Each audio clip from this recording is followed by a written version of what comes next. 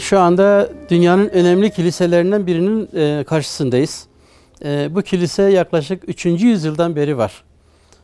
Milattan önce, milattan sonra diyelim ki 3. yüzyıldan beri, yani Hazreti İsa'dan 200 yıl sonra 200 ile 300 arasında yapılan bir kilisedir. Bunun tarihi nedir? İsterseniz bahsedelim ondan. Tarihi şu, Azize Hrisbime diye bir azize var. Bütün dünyada şu anda kutsanan bir kişidir, bu kişiliktir. Hazreti İsa'nın çarmıha gerildiği haçın bir parçasını getiriyor buraya. Kudüs'ten buraya haçın bir parçasını getiriyor. Bu haç burada kalıyor uzun bir süre. Neredeyse 100 yıl gibi, 200 yıl gibi kalıyor. Buraya bir tane manastır yapılmış. Daha önceden mi yapılmış, sonradan mı yapılıyor? Artık o şeydir. Biraz bahsedilmiyor çok fazla. Burada bir manastır var. Manastır Varangvang adıyla anılan bir manastır. Ermenice'de Yaprak Manastırı diye Türkçe'ye çevirebiliyoruz bunu. Bu manastırda zamanla öğrenciler okutuluyor tabi. Epey bir sonra, yani yaklaşık bir 300 yıl falan sonra buraya ilk kilise kurulacak. Bu kiliseyi biraz sonra göreceğiz. Bu kilise Sofya adıyla, Aziz Sofya adıyla kurulan bir kilisedir. İlk kilise olacak. Bunun hemen yanında kurulu bir kilise. Ondan sonra bir başka kilise daha kurulacak. Aziz Yahya Kilisesi diye geçecek bu da. Daha sonra Hazreti Meryem adına bir kilise yapacak. Bunları ilk kim yapıyor diye sorarsanız, bu 1. Gagik, Ani Harabeleri Kralı'nın 1. Gagik'in kızı Huşuş diye biri var. Bu kendisi gelip burada bir tane Sofya Kilisesi'ni yapacak.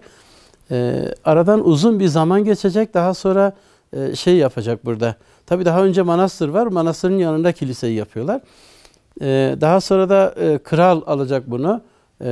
Çok ciddi bir şekilde birkaç tane kilise daha yapacak ve restore edecek. Daha sonra tekrar işte 1648'lerde olan bir depremde çöken yerlerini yeniden restore ediyorlar. Günümüze kadar geliyor. Bu işte 1915'te Ermeni katliamıyla birlikte 30 Nisan'da diyelim ki ele geçiriliyor burası Osmanlı askerleri tarafından. Daha sonra da 8 Mayıs'ta yakılıyor. Böylece kalıyor, bir süre kalıyor. Ayakta yerleri var. Burası önünde durduğumuz yer Cameton diye sonradan eklenen bir yerdir. Burası asıl Meryem Ana Kilisesi'nin önüne eklenmiş bir ön giriştir. Bu ön girişi ekliyor. Daha çok işte Senekerim ekleyecek. Daha önce Meryem Ana Kilisesi var. Ondan sonra eklenmesi gerekiyor.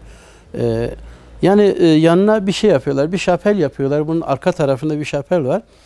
Ama aslında 7 kilise diye geçiyor fakat 7 kilise değil. 5 kilisedir.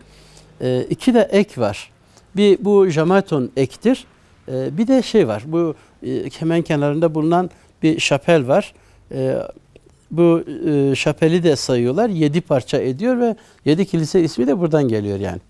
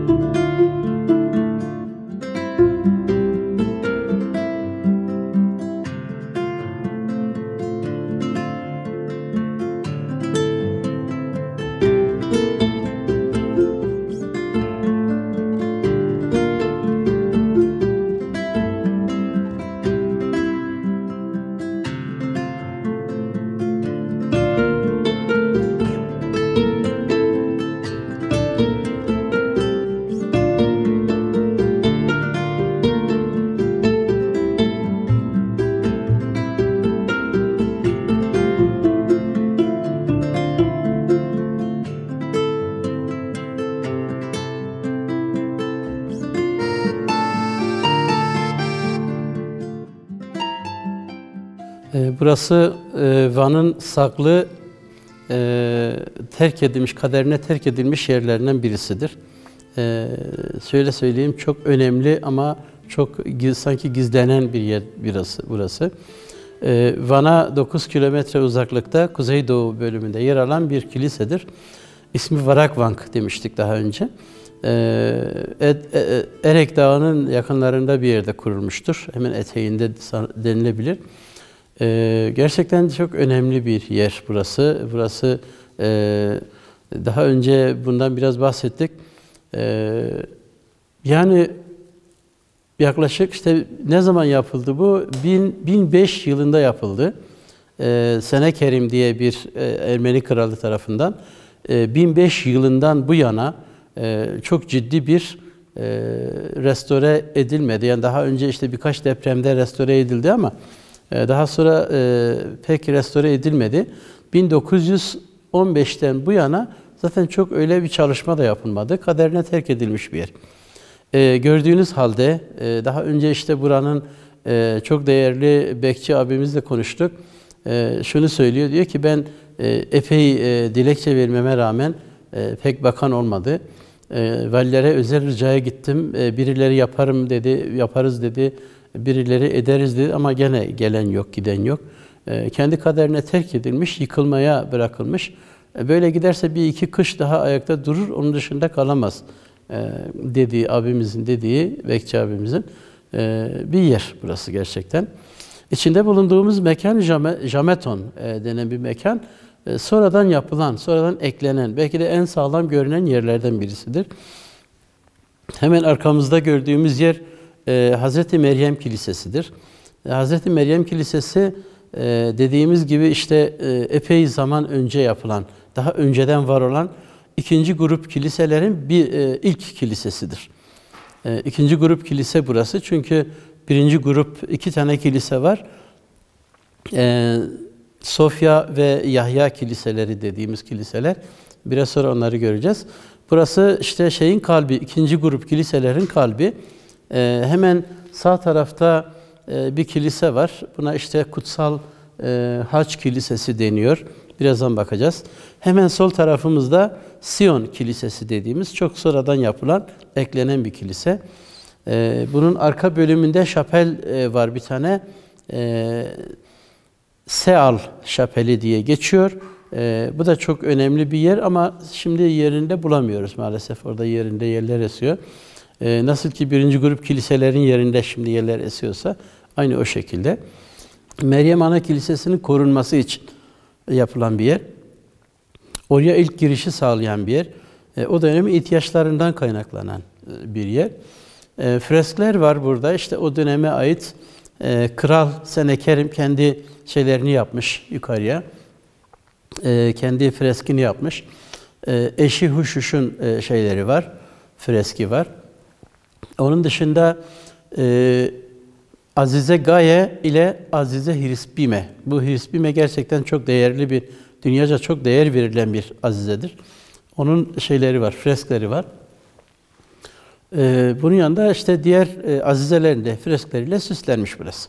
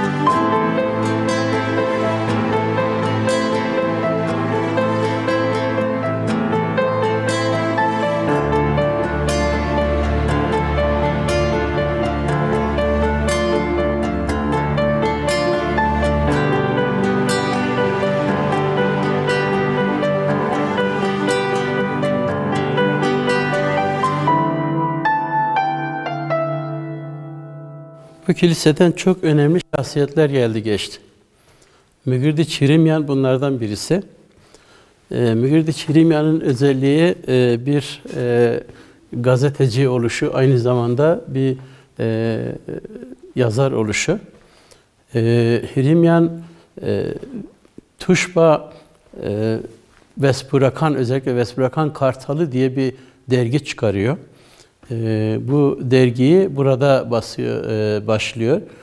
Bununla ilgili şeyleri de var. Daha sonra bu şeye geçecek.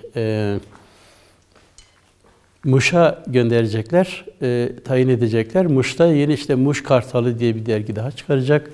Böyle önemli şahsiyetlerin de yer aldığı bir yer burası gerçekten. Burası Meryem Ana Kilisesi. İkinci grup kiliselerin ilkidir. İlk kilisedir bu. Bu kilise işte biraz böyle daha kaba, diğerlerine göre, Jamaton'a göre daha kaba yapılmış bir hali var. Buranın mimarisi Hrispime mimarisi diye bir şey vardır. Bütün Hristiyan dünyasının dört yapraklı yonca da adını verdiği bir şeydir bu. Hrispime, Azize Hrispime adına kaydedilmiş. Hrispime mimarisi diye geçen bir mimariyle yapılmıştır. Dört yapraklı yonca biçimindedir. Kenarlarında da şeyler vardır. Ya işte ambarlar veya günah çıkarma bölümleri vardır. İşte kiliselerin hemen hepsinde olan şey gibi. Böyle bir kilise burası da.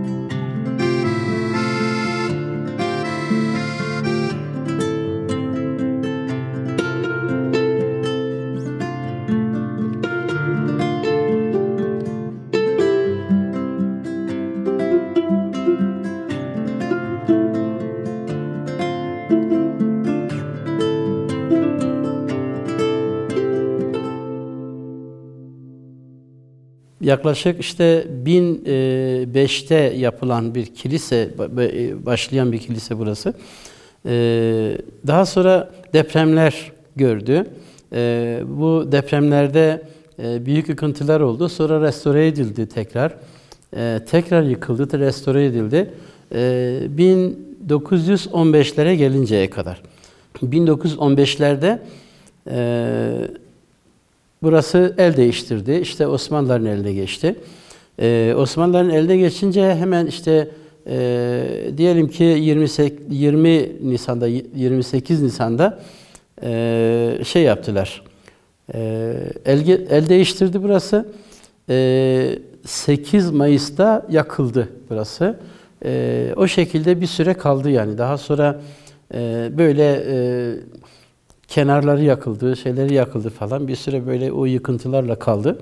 1945'lerde özellikle kiliselere yönelik devlet bir politika geliştirdi. Bu Menderes döneminde bütün kiliselerin yıkılması kararı alındı. Bu kiliselerin yıkılması kararı özellikle bir gazetecinin devreye girmesiyle, bir haber yapmasıyla durduruldu. Bu sözünü ettiğimiz gazeteci Yaşar Kemal buraların yıkılacağını duyunca hemen haber yapıyor ve Avrupa'ya haber veriyor. Avrupa'nın duyması üzerine Devlet vazgeçiyor, bu kiliselerin yıkılmasından vazgeçiyor ve o durum öyle kalıyor ama restore de etmiyorlar, yıkmıyorlar da.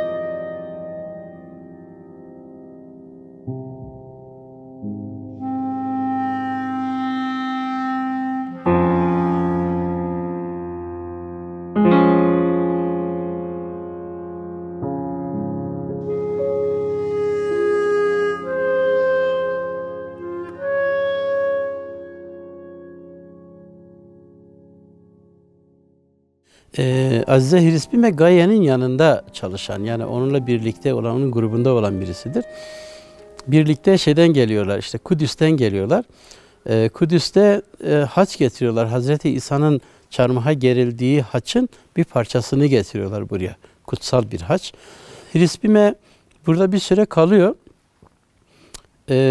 Roma kralı bunun güzelliğinin methini duyuyor. Yani çok güzel bir kadın olduğunu duyuyor. Yani o anlatımlardan kadına aşık oluyor. Sonra kendi arkadaşı var, Ermeni kralı.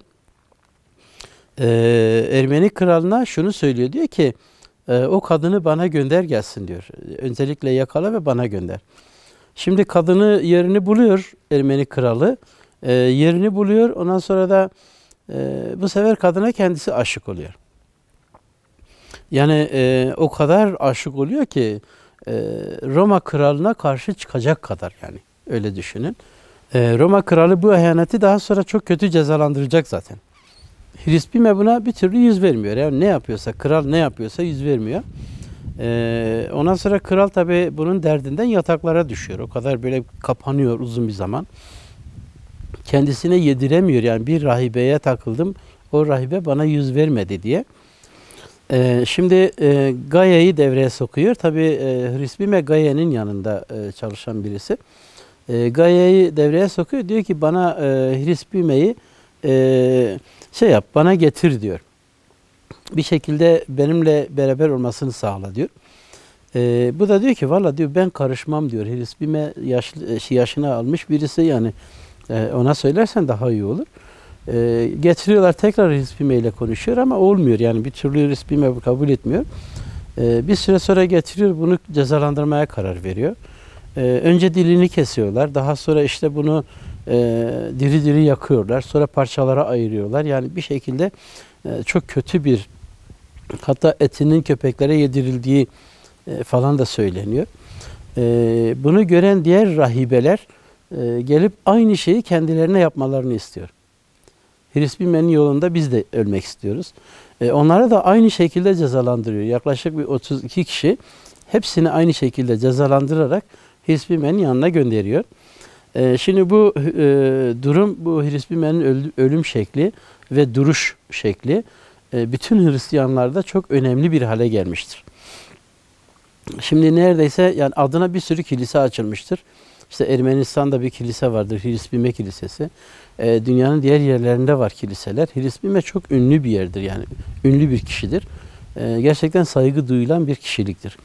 Özellikle buranın, bu kilise Hrispime'nin anısına bir mimari şekli yapılıyor. Bu işte Hazreti Meryem Kilisesi ondan sonra yapılacak. 4 yoncalı bir şekilde yapılacak. Yani 4 tarafı yoncaya benzeyen bir mimari biçimde yapılacak. Buna Hrispime mimarisi adı verilecek.